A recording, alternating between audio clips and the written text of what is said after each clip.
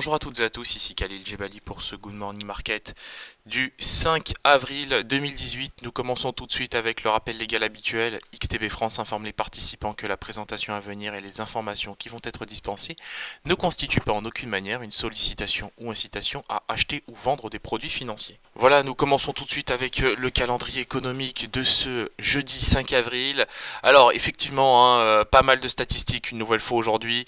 Il se passe pas mal de choses intéressantes du côté des marchés, effectivement, puisque la bourse de Paris et les indices occidentaux, les indices européens ce matin, s'offrent un net rebond après le retournement haussier spectaculaire de Wall Street.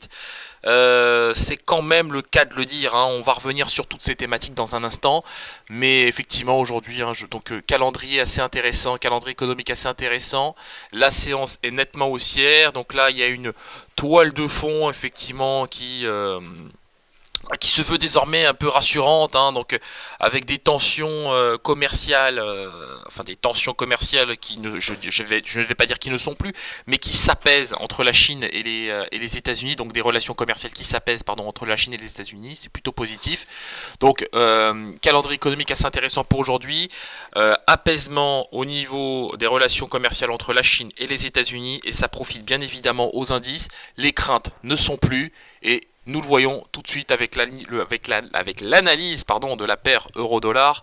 Donc on voit que l'actif pour l'instant a bien replié sur le niveau des 1,2260. Donc net rebond du dollar, on le notera.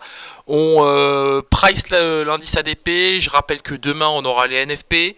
Donc sur l'euro-dollar, j'aurai pas de biais particulier, si ce n'est que pour l'heure, j'aurai un léger biais haussier en direction de la moyenne mobile à 25 périodes sur le niveau des 1,2275, au mieux un 22,80, mais je n'aurai pas de biais tendanciel, directionnel particulier pour aujourd'hui sur la paire euro-dollar.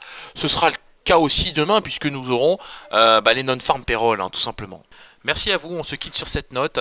On reviendra bien évidemment sur toute cette toile de fond fondamentale et technique, et nous reviendrons aussi sur les statistiques économiques publiées ce matin au cours de notre live trading à 15h15. Merci à vous et à tout à l'heure.